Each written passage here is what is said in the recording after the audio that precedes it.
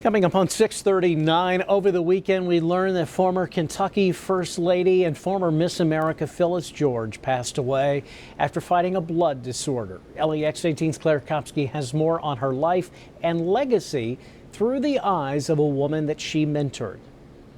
For former Miss America winner Heather French Henry, Phyllis-George was a role model to her before she ever wore the crown. I actually knew about Phyllis, obviously, growing up as a little girl in Maysville and Augusta, Kentucky, knowing her as not only Miss America, but when she became our First Lady of Kentucky. Phyllis-George became the First Lady of Kentucky when her then husband John Brown became the governor. Together, they had 2 children, their son Lincoln, who is now an entrepreneur, and their daughter Pamela, who is a CNN White House correspondent. But before George made headlines in Kentucky, at 21 years old, the Texan won Miss America, which was a special bond she and Henry shared. I think that of the 2 things that she said to me, one is never give up and never take no for an answer. And I hope that I have embodied that and taken that to heart, certainly, and I will into the future. Again, she'll be forever missed. She's one of those people that you just never think is going to go or going to leave us. Her legacy in the sports world is just one aspect of her life that won't be soon forgotten. George was the first woman co-host of an NFL pregame show,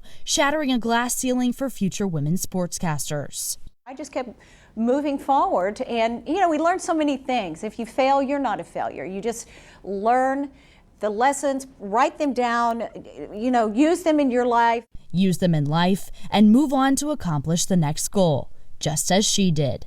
In Lexington, Claire Kopsky, LEX 18 News.